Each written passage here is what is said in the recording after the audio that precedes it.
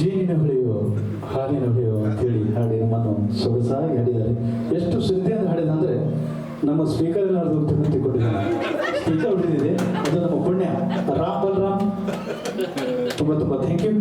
ಯಾಕಂದ್ರೆ ಸರ್ ಈಗ ಜೇನಿನ ಹೊಳೆಯೋ ನೀವು ಶಿಕ್ಷಕರಾಗಿದ್ದೀರಿ ಸರ್? ನಾನು ನಿವೃತ್ತಿ ಶಿಕ್ಷಕ. 6 ತಿಂಗಳ ನಿವೃತ್ತಿ. ನನಗೆ ಅಭಿಮಾನ ರಾಜ್ಕುಮಾರ್ ಅವರ ಮೇಲೆ ಹಾಗೂ ಈ ಇರ್ತಕ್ಕಂಥ ಹಾಡು ಕನ್ನಡ ಸಂಸ್ಕೃತಿಯ ಮೇಲೆ. ಈ ರಾಜ್ಕುಮಾರ್ ಅವರ ಕೆಲವೊಂದು ಹಾಡುಗಳು ಇವೆಯಲ್ಲ, ಎಲ್ಲಾದರೂ ಇರು ಎಂತಾದರೂ ಇರು ಎಂದೆಂದಿಗೂ ನೀ ಕನ್ನಡವಾಗಿರು.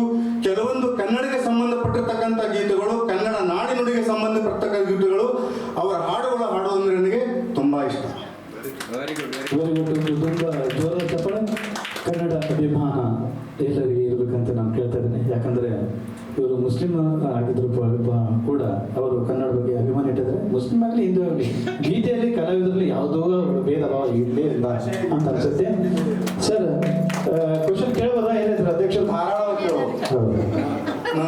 ಸರ್, ಜೇನಿನ ಹೊಳೆ ಆಯ್ತು, ಹಾಲಿನ ಹೊಳೆ ಆಯ್ತು, ಇನ್ನೊಂದು ಹೊಳೆ ಇದೆ, ಅದು ಮಹಾ ನೀರಿನ ಹೊಳೆ, ಎಲ್ಲಕ್ಕಿಂತಲ ರಸಭರಿತವಾಗಿ ಪ್ರೀತಿಯ ಹೊಳೆ, ಅದು ನಿಮ್ಮ ಸಂಬಂಧದ ಬಾಂಧವ್ಯದ ಹೊಳೆ. ತುಂಬಾ ತುಂಬಾ ಧನ್ಯವಾದಗಳು. ಮೋಸ್ಟ್ಲಿ ಅಧ್ಯಕ್ಷರು ಪಾಸ್ ಮಾಡಿದ್ರೆ ಕಾಣುತ್ತೆ ಆನ್ಸರ್ಗೆ. Thank you sir. ಸೊ ಮುಂದಿನ ಗೀತೆಗೆ ಅಣ್ಣಗಳಿದ್ದಾರೆ ನಮ್ಮ ಸರ್.